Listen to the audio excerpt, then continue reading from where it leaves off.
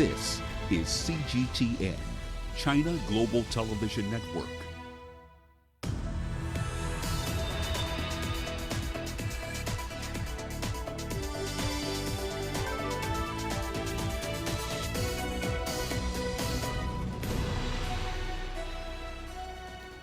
Hello there, welcome to this edition of Global Business Africa. In the next 60 minutes, we'll run through the business stories you need to know about from Africa and beyond. But first, I'll run through the markets for you. So indices at the JAC turned negative today, down about 0.6% on the top 14 and 0.7% lower on the all share as well. The 2.6% decline we're seeing in the all share so far this week has effectively stopped that Q2 rally dead in its tracks. Different story for the NSE 20 in Kenya. It's 25% in the red so far this year.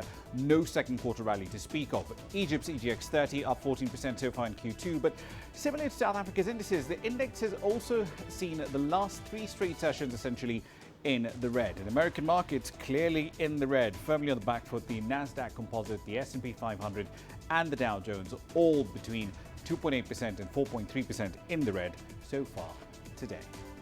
Here's what's coming up tonight. We'll explore how the Continental Free Trade Area could start operating on the 1st of January 2021.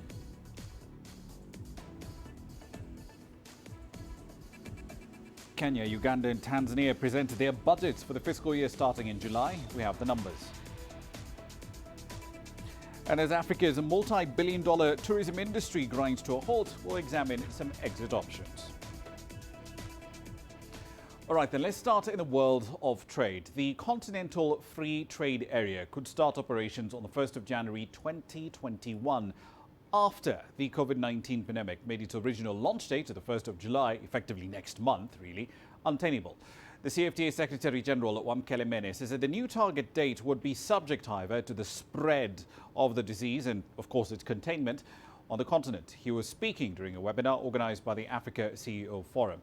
He noted that most African nations are either in partial lockdown or they've closed down their borders entirely, and that in turn has complicated the establishment of the trade bloc. The World Health Organization predicts that there will be a steady increase in COVID-19 cases in Africa until a vaccine has been developed. Now on to East Africa. Kenya has set a budget deficit target of about 7.5% of GDP for the fiscal year starting in the month of July. The country's finance minister, Okorie Yatani, said that the coronavirus pandemic has essentially upended the government's plans to reduce its reliance on debt. Elsewhere, Tanzania also expects its economy to grow at a much faster rate, 5.5% in 2020, compared with the previous estimate of 4%. This comes after the government took steps, it says, to mitigate the economic damage done by this pandemic. These projections, however, are much rosier than the World Bank's, which said it expected GDP growth to fall to just 2.5% this year from 6.9% in 2019, of course citing the effect of the pandemic. And Uganda will reduce taxes on mobile banking and mobile money transactions as a coping mechanism to deal with the impact of the COVID-19 pandemic. Now, the move accompanies a range of other measures that have been announced by the country's finance minister, Matia Kasaija, which included providing a bit more credit, more affordable credit as well, to SMEs through cooperative societies.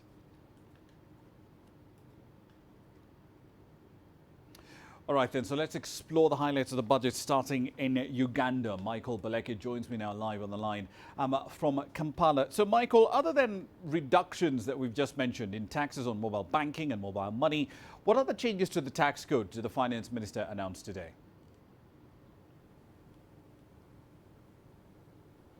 Hello, Rama. In order to address the short-term emergency liquidity requirements of businesses and boost, of course, to boost their cash flows and ensure business continuity, the finance minister proposed tax relief measures. He has deferred payments of corporate income tax for corporations and small and medium enterprises until September. He has also deferred pay-as-you-earn for tax-compliant companies also to December, and he has waived interest and penalties on tax arrears that have accumulated or would have accumulated by July. And in order to meet, of course, its domestic revenue target, the domestic revenue target, which is now about $5.8 billion, in the next financial year, the government says it has introduced what it calls modest adjustments that will promote import substitution and, of course, the development of local industries. So the finance minister says they are increasing import duties on goods that are produced or can be produced locally. That is, all the goods that come in, the duties will be up so that they can promote the goods that are produced here in Uganda. And of course, the import duty, for example, on agricultural products has been increased by about 60%, and of course other products 35%. But on the flip side, they have exempted value-added tax on locally produced milk, accommodation in tourist for tourist hotels and of course lodges, and locally developed computer software. Ramah? Indeed. I should also point out that Daniel Kijo joins us as well from Dar es Salaam, Tanzania. Tanzania is, of course, one of the countries that was reporting its budget today. So, Daniel, walk us through the major highlights of the spending plan that the Finance Minister, Philip Mpango, presented today. Hi, Ramah. Thank you so much for having us. First and foremost, it's important to note that there have been serious considerations for COVID-19 in the Minister Mpango's budget. Now, the posture of the spending plan for the next year clearly recognizes there has been COVID-19 and its effects, and it's still in the country and how to adjust its economy. Experts say this is an important starting point. Now, the 5 main areas in which the budget will focus on is firstly infrastructure. The government aims to spend on rehabilitating the infrastructure that was severely affected by and maybe perhaps eroded due to the heavy rains and flooding of the last year. The second area that the budget will focus on is the mega projects. The government's stance is that mega projects will continue. Tanzania has a couple of huge construction projects like the $3.9 billion Stigler's Gorge hydropower plant that is in construction now. There's a $7.6 billion standard gauge railway. There are about 3 more planes that the government wants to buy for the national airline. There's a building of the capital city, Dodoma's airport. So those will go on with no effect, and the minister made it very clear that despite COVID-19 happening, development and these projects will not stop or slow down. The third area of focus was health. The government wants to increase capacity of health centers, local health centers and hospitals. It wants to increase research in medicine and also increase the area of alternative medicine. This being an experience from COVID-19 where alternative medicines were used to sort of reduce some of the effects of COVID-19. Another area, the fourth area, is education. The government wants to continue its universal education plan, free education plan. It wants to continue spending in the sector to ensure that infrastructure for education is enhanced. There's houses for teachers and paying salaries for teachers. In fact, even increasing the number of teachers and employing more teachers is part of the plan. Right. And finally, the last element is agriculture and industry. The government is looking to promote the agricultural sector and industry and promote local industry by discouraging importation of goods that can be made here. So they've increased excise duty on products like imported wines, and they've reduced some taxes in the sectors of or for companies or producers or local wine producers here. So the government is looking to cultivate business churn by adjusting the taxes to promote local industry and agriculture. Indeed, and that does seem to be a theme across East Africa, reliance on more domestic production and reducing the reliance on external input lines. But Michael, coming back to you, the finance minister in Uganda, Mr. Kasaija, didn't mention if the country was in talks to restructure or reprofile some or all of its near $9 billion of external debt. Is Uganda actively considering getting such relief, or is that off the table for Uganda?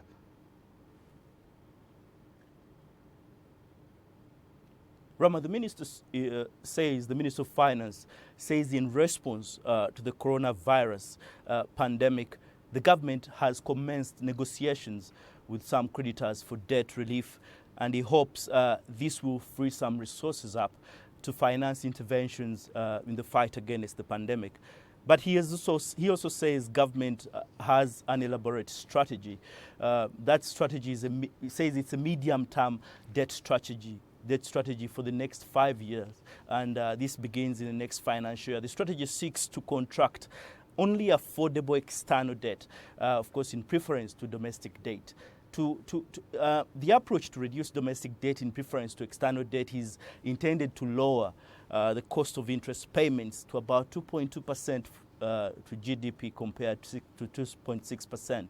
And if they are to continue borrowing, that is significantly from domestic resources, domestic sources. So government is also providing a stimulus to boost production, above all to local industries, so that they can, of course, the country exports more and indeed reduce on its debt. Indeed. Ramah? Last question goes to you, Daniel. The finance minister in Tanzania also raised the GDP growth estimate for this year to 5.5% from 4%, and that's despite the pandemic adversely affecting the regional economy. And we've seen also much lower estimates for GDP growth this year. The World Bank is pegging it at about 2% for Tanzania. What's Mr. Mpango's rationale for this much higher growth forecast? So Ramah, there's a bit of an adjustment there because the minister's latest projection is a bit more optimistic than the 4% estimate that the minister gave last month, but lower than the initial forecast of 6.9% due to the impact of the coronavirus on key sectors such as tourism. So he did project at 6.9, but now in the speech today he said he expected to be at 5.5. Now, he did admit that the real GDP growth is expected to be lower, and to help cushion this situation, we know that the International Monetary Fund has already approved a debt relief to the country of about $14.3 million over the next couple of months, and potentially up to $25.7 million in the next 23 months. There are a couple of other big lenders that are looking to put money into cushioning Tanzania's economy. So some analysts have commented that the IMF has already projected perhaps 60% of sub-Saharan Africa would go into recession because of the coronavirus effects. Now, some say that the 5.5% growth itself is a bit... Daniel Kijo there in Dar es Salaam. But of course, on that connection, we had Daniel Kijo in Dar es Salaam and Michael Baleka there a little earlier in Kampala. Now, let's drill down into Uganda in a bit more detail. It has presented its budget estimates for the 2020-2021 fiscal year. The spending outlay is worth $12.2 billion. The biggest part of that spending plan will go towards funding infrastructure projects, security, debt payments, education and healthcare. Here's a summary from CGTN's Michael Baleke. Uganda's financial plan comes at a time when economic activity has severely contracted following the COVID-19 pandemic. But Uganda's finance minister has told Parliament that the country's economic outlook looks positive and says the 2020-2021 budget will help it to fully recover. The focus of the budget for next financial year places emphasis on supporting livelihoods and the recovery of business enterprise without losing focus on our long-term development initiative. To this end, the government will support the private sector to scale up production, sustain and increase employment. The Bank of Uganda projects in the year ahead, the economy will experience slow growth attributed to a combination of global supply chain disruptions, travel restrictions, measures to limit contact between persons, and the sudden decline in demand.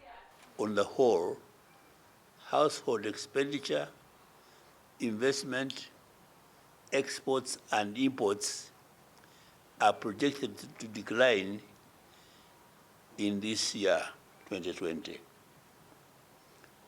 Accordingly, the Bank of Uganda has revised down its projection of economic growth to a range of 2.5 to 3.5% in 2020. But the finance minister believes prioritizing infrastructure like roads, the railway, electricity, investing in health, education plus industry will reignite the economy. Government has also waived interest on tax areas, deferred payment of corporation tax for 3 months, exempted VAT on hotels, liquefied gas and processed milk. According to Bank of Uganda, growth is projected to gradually recover by the year 2020, but there is significant uncertainty over the depth and duration of the current slowdown as the COVID-19 pandemic continues to spread. Critics argue that the current budget is more of a political document and does not address the key issues affecting the country today. The implication again is that we're going to keep borrowing. because we can't actually sustain the budget because people have lost jobs. Remember, government is able to get revenue through taxing people, pay as you earn and things like that. But where people are not working, where is government going to get the money? Uganda's total debt now stands at more than $13 billion. The government says the budget will be revised to focus more on production as opposed to consumption, so that the country will be able to increase its exports in order to offset its growing debt. Michael Baleke, CGTN, Kampala, Uganda. All right, then let's run to Rwanda. Revenue collection over there is forecast to fall to $1.5 billion in the fiscal year that's starting in the month of July. That's about 6% lower than the $1.6 billion in revenue targeted for collection in the current fiscal year. Now, this pandemic obviously is a key reason for this decline, as economic activity in travel, hospitality, entertainment and tourism has essentially ground to a halt. Supply chains that support exports in mining, agribusiness and textiles also completely disrupted. Non-tax revenue is also expected to decline to just under $200 million in the 2020-2021 fiscal year.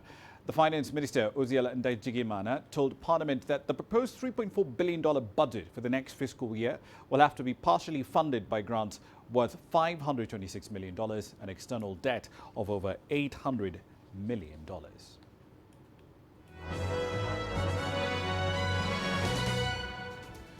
All right, then on to some corporate headlines. Civil society organizations are demanding that mining companies in the DRC must end mandatory mine site confinement policies. It's a measure that has been taken to avoid, officially anyway, COVID-19 outbreaks. Now, these organizations are arguing that firms need to give workers a choice to continue commuting to work while living at home, and those who decide to stay on a confined site must be given adequate compensation, including bonuses. Elsewhere, South Africa's mining production fell sharply in the months of March and April when output was largely stopped by a strict lockdown aimed at stemming the spread of COVID-19. South Africa's total mining output fell by over 47% year-on-year in April, and it actually contracted by 18% in March after rising in February and January. The country's Minerals Council estimated mining production could fall by between 8 and 10% this year due to the COVID-19 pandemic. In aviation, Lufthansa has admitted that the positions of up to 26,000 employees are surplus to requirements. This suggests essentially that many more jobs will actually be cut at the German carrier than a figure of over 10,000 flagged a few weeks ago. Lufthansa last week pledged a wide-ranging restructuring from thousands of job cuts to asset sales as it seeks to repay over $10 billion in state bailout funding while navigating deepening losses in the face of this continuing pandemic. And finally, the surge in Tesla shares so far in June has moved Elon Musk's company even closer to displacing Toyota as the world's most valuable car maker. With a market capitalization of more than $190 billion, Tesla still has a fair bit of work to do in order to catch Toyota's $212 billion valuation. That includes, of course, treasury shares. A rally of about another 14% in Tesla shares could see it claim the crown if Toyota holds steady, with Tesla already 23% higher since the start of June. That's a run through your company headlines.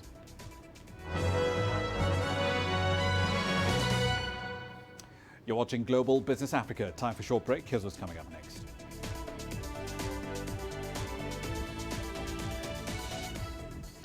Libya's East-based parliament endorses the recently signed Maritime Borders Agreement.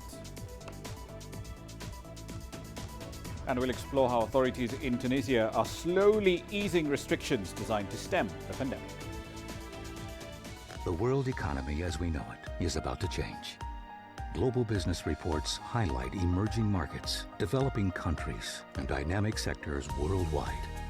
We feature top analysts and newsmakers to provide perspectives on every facet of business. From an on-the-ground perspective, we provide you with balanced and objective assessments. Fast, sharp, and insightful. Global Business, only on CGTN. Every story starts out like this. Okay. We'll head up now. But beyond the rush of the numbers, there's always a more fundamental question. What happened? Who has been affected? When market-moving decisions are made, who's responsible and why? Let's get some reaction on ground. Joining us in Johannesburg is Sumitra Naidu. Hello, Nairobi. This is how all stories begin. See how they end. Only on Global Business.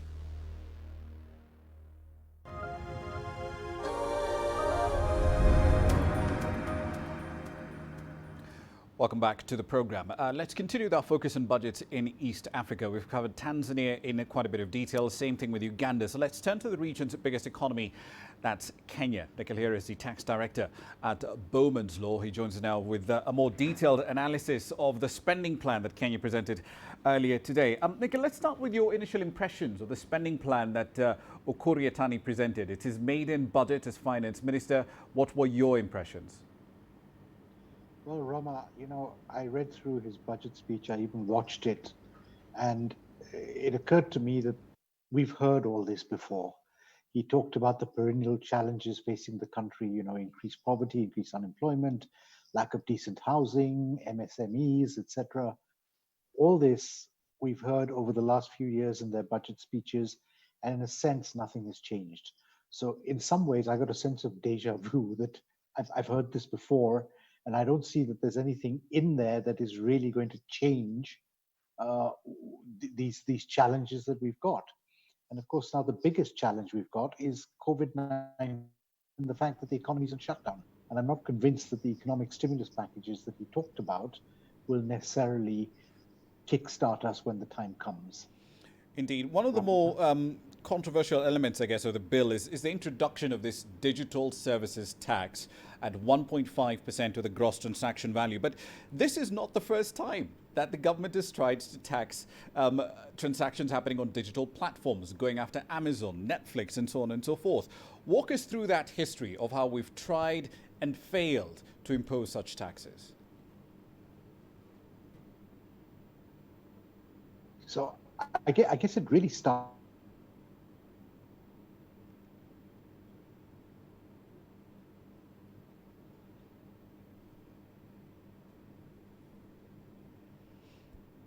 Nikhil, are you with us? Because the line just dropped out shortly there. All right, our apologies there. We do seem to have lost Nikhil Hira there from Bowman's Law. News production in the age of COVID-19. Now, the Libya East-based parliament has endorsed a recently signed agreement that demarcates the maritime borders between Greece, Italy and Libya. Now, that agreement essentially demarcates an exclusive economic zone, which is the maritime area in which a nation has the right of energy exploration and the use of whatever marine resources are in that territory. Last November, Turkey signed a maritime boundary agreement with Libya's rival UN-backed government that was strongly opposed and considered illegal by Greece, Egypt and Cyprus.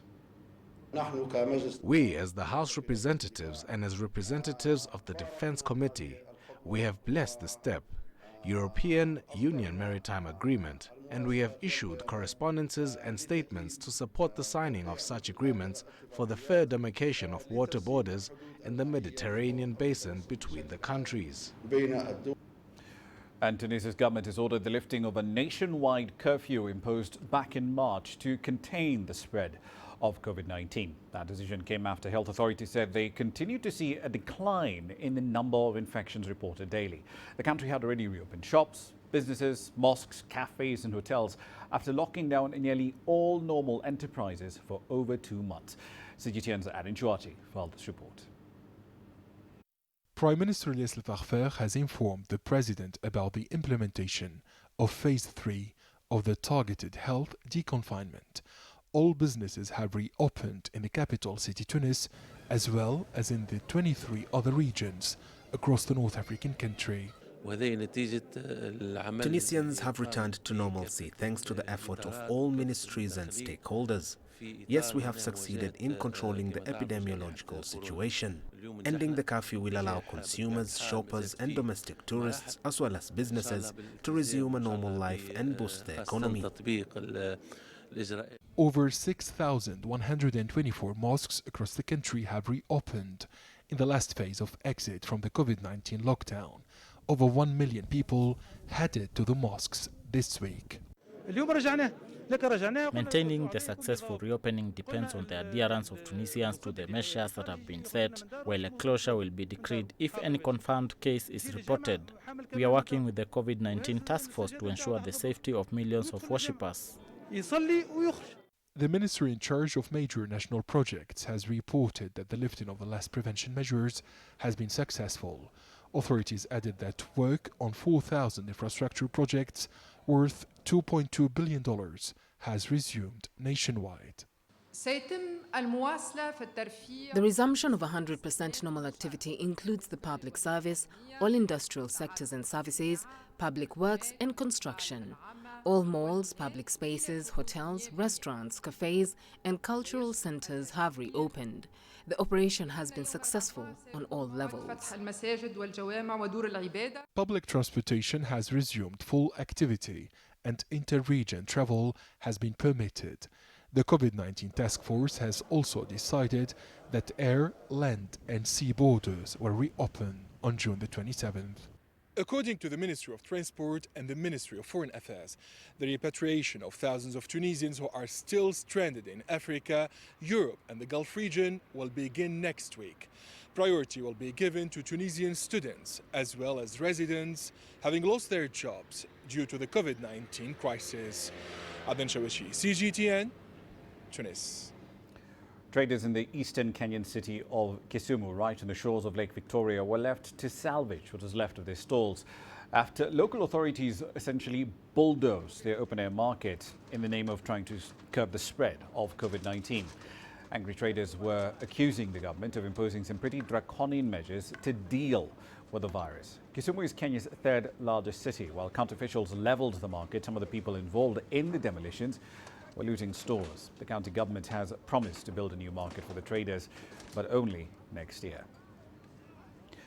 Government officials in one province in South Africa, in the meantime, are calling for the reintroduction of a ban on alcohol sales, which was lifted fairly recently due to what they say is a spike in crime levels. Now, more cases of crime, including murder, have been reported in both the Eastern and the Western Cape since the resumption of the sale of alcohol. CGTN's Travis Andrews has that story.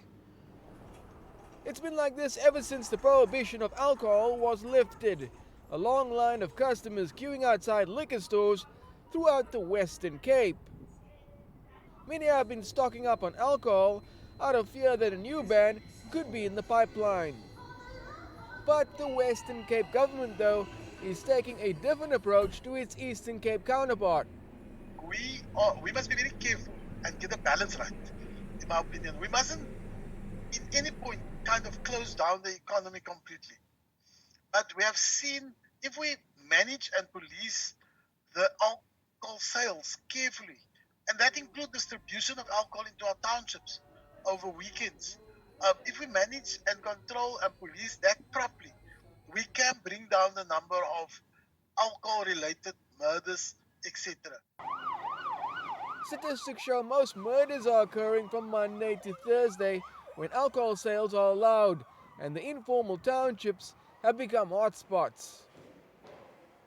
Since lockdown regulation 3 kicked in, the strong visual policing presence of roadblocks has been removed and restrictions of movement has been relaxed. I'm just really worried about going to a police state. We have a constitution in this country, and we still need to adhere to those clauses in the constitution that speaks to very basic and fundamental rights of all citizens. And I think one must always just respect that and remember that. And we need to work out.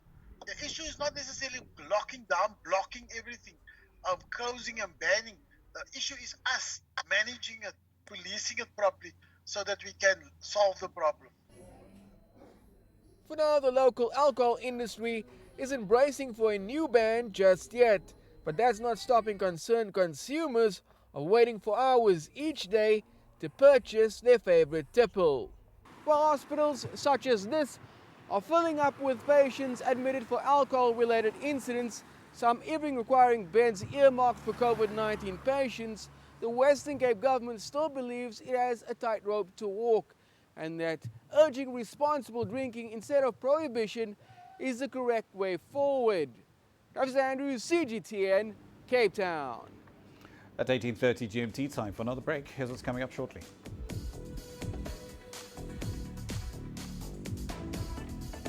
China's Canton Fair will be held online for the very first time in its history. And here's a question entrepreneurs have been grappling with. Is the world ready for a 4-day work week? We'll explore that next.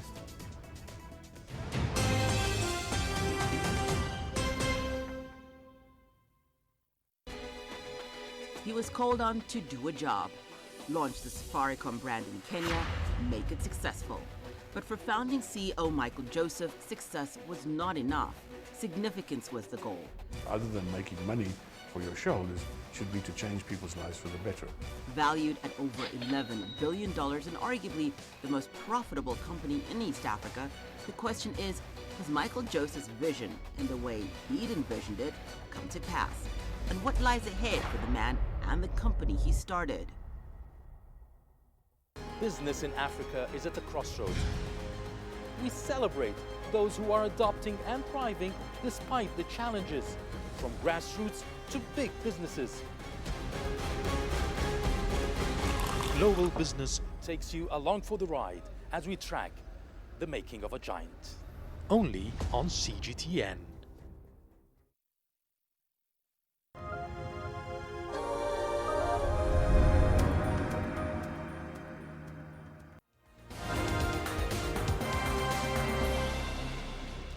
Welcome back to the program. Let's check up the stories making your headlines at this hour. The World Health Organization says that the COVID-19 pandemic is accelerating in Africa. Data from the African Center for Disease Control says that the continent has nearly 210,000 cases, with 10 countries accounting for 75% of cases across the continent. South Africa is right at the top of that list. It's got a quarter of the continent's infections. Elsewhere, there are concerns that quarantine centers for returning Zimbabweans could actually lead to an increase in the spread of COVID-19. This comes in the wake of a surge in the number of cases there in recent weeks. Some people have complained about delays in testing and poor conditions at the facilities, from where several hundred returnees have escaped. And the International Criminal Court in The Hague has welcomed the arrest of the former Sudanese militia leader Ali Kashaib. He has been on the court's wanted list since 2007.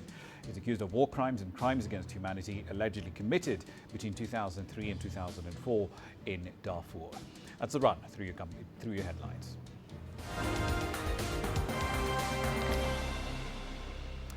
All right, then, into matters further afield. The China Import and Export Fair will be held online this year due to this pandemic. Now, the event usually takes place in the southern Chinese city of Guangzhou. Starting on the 15th of June, it will run online 24 hours a day for 10 days straight. Over 60 companies in various sectors are expected to unveil new products, many of them through live-streamed events. The fair comes as the global economy has been absolutely battered and still continues to be so by this pandemic. Trade flows around the world have been severely restricted. The China's Zhejiang Investment and Trade Symposium is also hosting online sessions, and one of the highlights is the appearance of foreign officials. Diplomats from Bosnia, Hungary and Bulgaria are adapting their new roles as online salesmen at the special session held in Ningbo. You mentioned some numbers of people who are attending. You mentioned, if I'm not wrong, around 500,000. And the population of Bosnia and Herzegovina is 3,500,000. So it's like every seventh citizen of Bosnia and Herzegovina was watching. This is amazing, you know. A total of 10 live selling sessions by foreign diplomats have been scheduled in Beijing, Shanghai and Ningbo. And this form of online trade is getting nods from the foreign diplomats. This is something that we would really like to encourage, you know, our people, and these are the products that we would like, you know, to offer at the market here in China and all over the world. Everybody fully agree with that this is the future. So then in that way you can reach much more users, your products can go to much more homes. I do believe that the combination of offline and online is the best shot. The China-Zhejiang Investment and Trade Symposium is a comprehensive foreign economic and trade exchange held annually and hosted by the government of Zhejiang province. This year's session is the first digital one since the event started in 1999. Shen Li, CGTN. Right then, staying with the Southeast Asia powerhouse, it's summer, and in China that means al fresco merrymaking. Restaurants, malls, markets, they're all back in business at the moment, of course with preventative measures in place. Xu Chen filed this report. Fountains, man-made mountains of rock, a stage, and theatrical lights. This is in fact a hot pot restaurant in suburban Chengdu. We specialize in this new kind of evening dining. 90% of our customers come at night. The unexpected COVID-19 outbreak forced restaurants across the city to temporarily shut their dine-in services until March. But it only took 3 weeks for business to get back normal. In the beginning, we worried a lot. Due to the virus outbreak, our biggest concern was whether our customers would still be willing to spend. And one of the biggest drivers for the quick recovery, the restaurant is like a park, and people are able to dine outside. People need more of this kind of open space.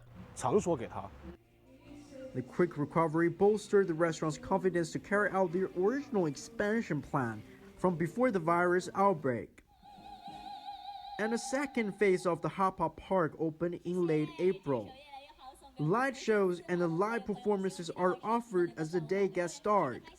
Income almost doubled during the Golden Week Labor Day holiday in May. Tables set apart from each other and airy breezes are said to be key for restaurants to resume safely during the post-COVID-19 period. But diners are also returning to more crowded places. And here in downtown Chengdu, businesses are also coming back, especially in the nighttime hours. With proper precautions, however, our staff have to disinfect everything daily and wear facial masks, disposable aprons and gloves. We also have a disinfection cabinet so that customers can see that we disinfect all utensils. With the region's famous hot pot culture, Chengdu has a vibrant food scene. And as the night falls, that's when businesses recover the fastest. Our peak comes between 6:30 to 8:30 in the evening. Plus, this road we're at, the Zhanxie Road, is widely liked and shared on the internet. So we have a diversified night scene here with a big customer flow. As the nighttime economy recovers, there is a catch. Competition is heating up. And that drove some business owners to offer live performances, special lighting effects, and different dining environments to lure back customers. Xu Chen, CGTN, Chengdu. In the United Kingdom, this pandemic has affected different sectors of the economy, but it's hit the food industry especially hard. Wholesalers there are counting the losses, with some businesses going out of business altogether and shutting down. CGTN's Jemima Walker has more from London. This would normally be making its way to London's best-known restaurants. But when those restaurants closed, almost 90% of this London butcher's business also looks set for the chop. 100%, it was the most testing and challenging time for our business. There was probably a 48-hour period where overnight, you've lost all of your customers. H.G. Walter managed to recoup their lost earnings by starting a successful home delivery service. We've got some rump steak. But a government survey suggests half of the UK's wholesalers could go bust by the end of the year. Many of them couldn't furlough staff and shut up shop because they still had care homes and hospitals to feed. The problems of the shutdown haven't gone away, and the financial peril that wholesalers find themselves in is the same, if not worse. So they've still got issues because they weren't able to trade effectively. 70% of volume disappeared overnight. That was then gone for 3 months. Businesses won't have the finances to be able to supply into the pubs, into the restaurants, into the leisure outlets that are reopening. So whilst they may be open, there will be zero food for people to consume potentially. Some food suppliers have been badly hit by the pandemic. Other businesses like this one have been able to adapt. But what about the restaurants they supply? How have they been coping, and how will they cope as they look to reopen? The River Cafe is one of H.G. Walter's clients. By starting an online shop, they've been able to offer some support to their suppliers. out of a bad situation in terms of helping our suppliers, supporting our suppliers. We've unfurloughed 5 people, which is really exciting. So instead of paying them not to work, we're paying them to work. But as restaurants look to reopen, implementing social distancing measures while staying profitable will be a fine line to tread. When the season changes, that's where we'll need to work harder with thinking about how we turn tables, how we stagger arrivals. So we're still keeping the business as much as possible, but we'll probably keep it going through the day. Restaurants will open their doors one by one. They won't all be ready to get food on our plates at once. And there are fears that as that happens, there'll be a race to the bottom as wholesalers scramble to claw back losses. Jemima Walker, CGTN, London. Up in continental Europe, the Hungarian wine sector has been largely bottled up by this pandemic, but winemakers are expecting better days ahead. Well, at least as soon as lockdown restrictions are eased in Budapest. Isabel Owing has that story. Just a half-hour drive from Budapest, the quaint village of Ecek is a must-see destination for wine lovers. As the warmer months approach, this lane is often packed with visitors sampling rural hospitality. But tourist numbers have evaporated as a result of the pandemic. We were hit hard by the pandemic. We had no guests for 3 months. But we are not yet bankrupt. We are doing everything with our own hands. We are a family business. We fight until the last breath. Csaba and his partner do it all, curing meats, making traditional breads, pickles and syrups from local fruit, and producing organic wine from their small plot. The little reserves they had, they used to build a new oven and improve their dining area. The business is squeezed tight, but Csaba isn't looking for help from the government. We are on our own. We didn't get any support from the government. Maybe I could have applied for it, but I didn't because we can do it ourselves. Up the road, a winery catering to the wealthier crowd has also felt the effect of the pandemic. Owner Carlos Coelho says his wine sales dipped by about 15% during the lockdown period, but this was offset by online sales. People continue drinking as much, if not a little bit more, because of the pandemic. They had to stay home, so they had no other choice but to drink and to have a good time. Weddings are permitted to go ahead in the coming months, but concerts are off the cards. There is one aspect of this winery that's been hit hard. In a regular summer season, this amphitheatre would be often filled with hundreds of people enjoying live music. Not so this year. That's due to a government ban on gatherings of more than 500 people until mid-August. That's what's going to be probably the biggest loss. We do about 7 to 10 events a year, and since he holds 750 plus people, I don't think that we can advertise any of that at the time. Now that restrictions in Hungary have eased, visitor numbers are slowly returning. Winemakers here counting on the lure of tranquility and a crisp white wine. Isabel Ewing, CGTN, Budapest. As pandemic restrictions continue to gradually ease in many parts of the United States, stores in Denver are starting to reopen with a focus on health and safety as their #1 priority. CGTN's Hendrik Sibrandi reports. After 2 months away from his customers, Zaki Hamid, the owner of Steadbrook, a contemporary clothing store in Denver, is reopening his doors very carefully. We love our business. We're so passionate about it, but safety, health, and the protection of our community is our #1 priority. You don't want anyone. He hired a startup called the COVID Consultants to advise him on how to keep his shop a virus-free space. Anything we can do to mitigate the risk is worth doing for us right now. All across the country, businesses dependent on physical workplaces are staggering work shifts and changing the way their buildings are set up and function. 100% you do not want to wing this. You just want to do it right. You want to do it right the first time. You want to know what you're doing. Dana Lerman is using her background as an infectious disease physician to help folks like Hamid establish the social distancing and precautions needed to comply with safety guidelines. As much as you can, a total no-touch transaction here. And make his employees and customers feel comfortable. It's unprecedented. We've never dealt with it before. Consultant Tara Powers is helping companies navigate this new work environment. She told us about a neighbor who's in charge of a big law firm. She's been spending weeks figuring out new paths of how people will flow through their large building, right? And what elevators will be used to go up, what elevators will be used to go down. In which 3 elevators. Elevator traffic, it seems, has become a bit of a science.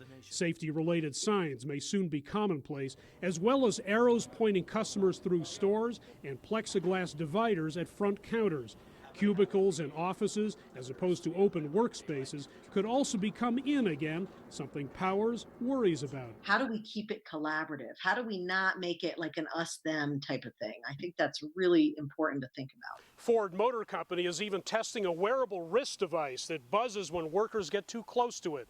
Of course, companies will still have to decide how much to budget for all these retrofits. The last thing they want to have to do now is to make another capital investment into equipment that may or may not be necessary a year from now. Hamid does have one policy that's unique to stores like his. If anyone tries any clothing on, we steam it and then we quarantine that piece for 24 hours. Lerman says hand washing will have to be done differently at his store. Go get your paper towel, you dry your hands. You take the paper towel, shut the sink off.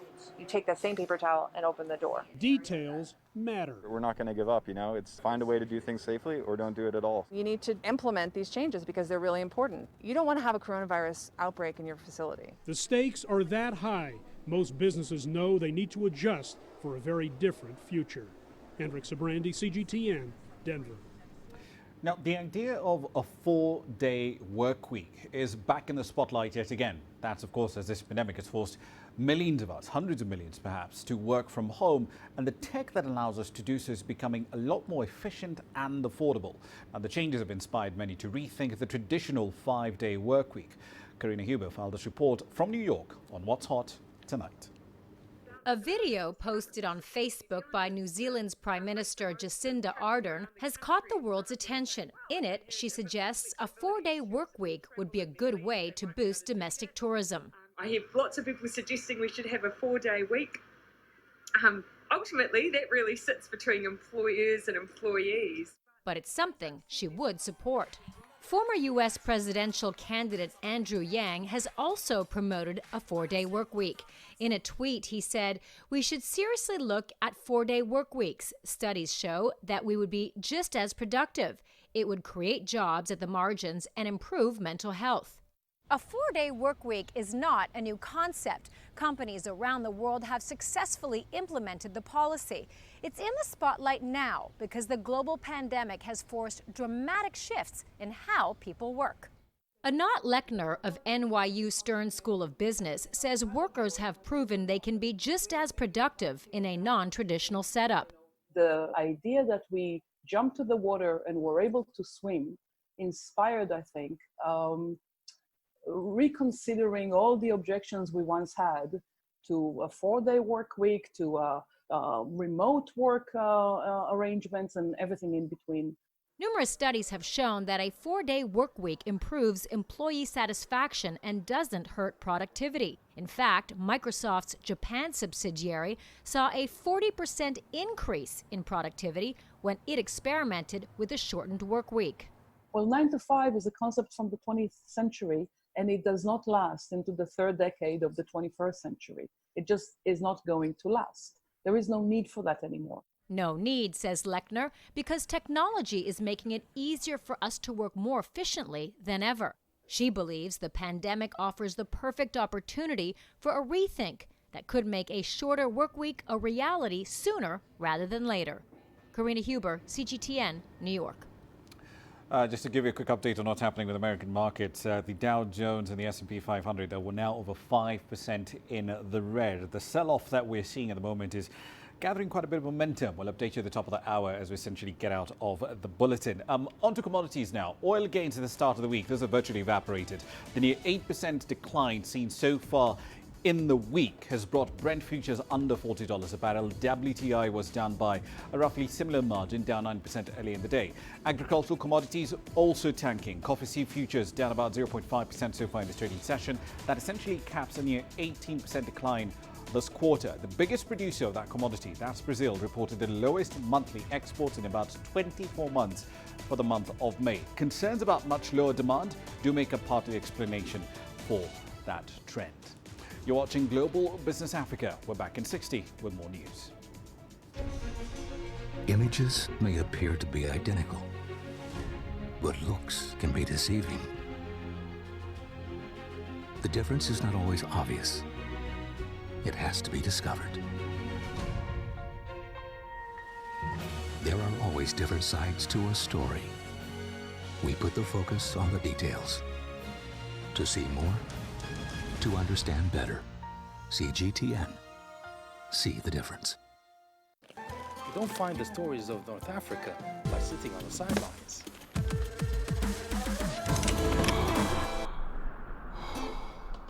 No one else will take you where we can in North Africa. And no one else will show you what it's all about. CGTN, see the difference.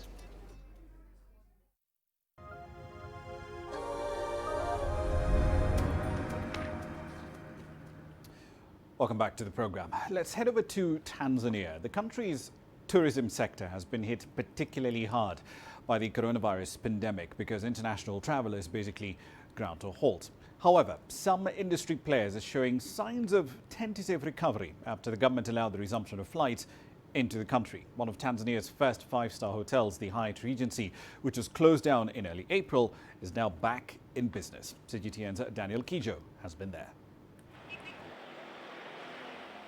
The Hyatt Kilimanjaro is one of the most popular hotels in Tanzania. Known as the Kili, this legendary hotel has been a landmark in Dar es Salaam since the mid-1960s. Despite its rich history, it too was not immune to the impacts of the COVID-19 pandemic. But after more than 2 months of being closed, it has been reopened for business. The regional commissioner, Paul Makonda, says COVID-19 is no longer something to stop businesses from operating. There's no need to fear. Businessmen should do their business, bars should be open, those who own bands should play music, even clubs. As long as they stay socially distant, they wear masks and sanitize, they are free to do business.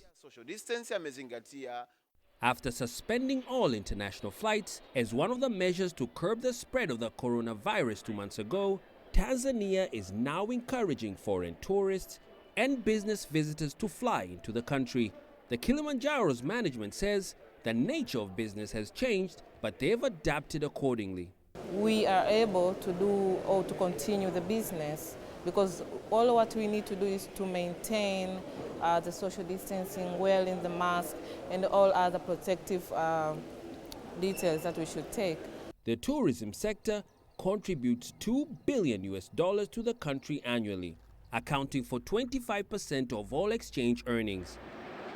Downtown Dar es Salaam is home to over 100 hotels, but not all of them are open for business. Overlooking Dar es Salaam Harbour and the Indian Ocean, this strip is a hotbed for the country's biggest hotels, but it's also a contrast of business approach. While the Hyatt Kilimanjaro has reopened, Johari Rotana just down the road remains closed. So as it opens its doors, Hyatt is hoping that its decision will be rewarding. Over the last 2 weeks, hotels, restaurants and tour operators have been getting certified under new strict health measures set out by the government. The Tourism Ministry has come up with Standard of Operations, or SOPs, aimed at the promotion of the country's tourism industry in the COVID-19 outbreak. Some measures include digitizing menus as a way to reduce unnecessary surface contact. We have introduced a new menu, an online menu, from which you can scan through the QR codes, then you can get it through your phone. Then through there you can go through all the menu and you can order whatever you want.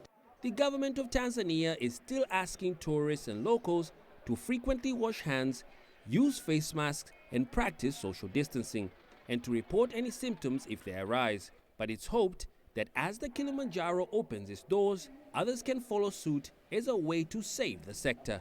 Daniel Kijo, CGTN, Dar es Salaam. Now, with borders closed and airlines grounded due to this pandemic, Africa's multi-billion-dollar tourism industry is quite literally coming apart. From Kenya's Masai Mara to the Okavango Delta in Botswana, rural communities that also depend fairly heavily on foreign and domestic tourism spending for their income are hurting badly. Conservation projects have not been spared either. Here's CGTN's Beryl Oro examining the grim future ahead for game parks, lodges and travel agencies, even as some countries continue to gradually ease travel restrictions. Hundreds of thousands depend on the tourism sector in Africa. In addition, the slump in tourist dollars has hit conservation projects hard. And even as countries around the world ease lockdown measures, game parks, lodges and travel agencies face a grim future. We've made very few purchases of vehicles, and the most recent one was only a month before Corona struck, and in which therefore means that we are now sitting with vehicles that we're struggling to repay to the finances, and so things are very, very challenging right now because all business is gone right now. According to an estimate by Safari Bookings, the safari industry generates some $12.4 billion in annual revenue for South Africa, Botswana, Kenya, Rwanda, Tanzania, Uganda and Zambia, Africa's top wildlife tourist destinations. Over 300 tour operators were contacted by the online safari travel platform, and almost 93% reported a drop in bookings by at least 75% due to the pandemic. It's been tough, and the toughest thing is the staff, because we've had to let the staff go. We paid them for the first month. Second month we paid a limited portion because TERS was kicking in, and yeah, we just riding it out now. But it's not an indefinite thing. We don't know how long we can do this for.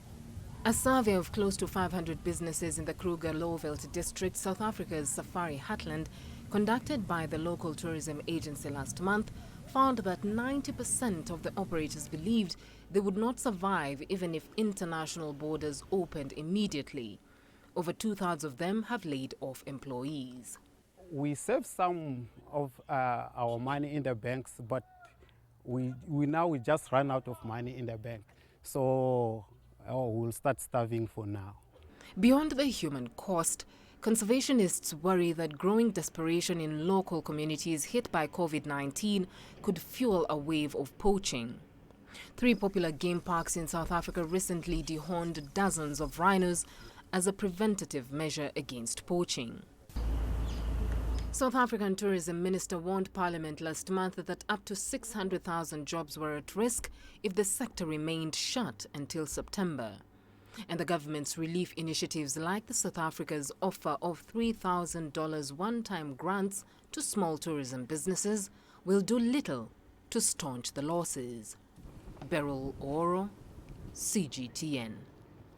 All right, then a quick run through the currencies as we wrap up the bulletin. The rand creeping back up over the 17 rand to the dollar mark. In Nigeria, though, the dollar-naira rate, at least in the official market, the spot market, hasn't really moved much. It's easing by around 7% despite the crash in oil prices that we've seen. But the futures market is telling a very different story. 5-year Naira futures are being quoted at 578.37 to the dollar, close to a record low that they hit last week of 584. Mainly that's a reflection of the severe dollar scarcity in Africa's largest economy, as its main source of dollar earnings, its oil revenue, has drastically declined. Will that change? We'll find out and update you. But that's it for this edition of Global Business Africa. As always, we'd like to hear your thoughts on the content you've seen on the program in the last hour. There are many ways to get your thoughts back to us. All of them are on your screens right now. I'm Ramah Nyang in the Kenyan capital, Nairobi. Thank you for your company in the last hour. The news continues on CGTN.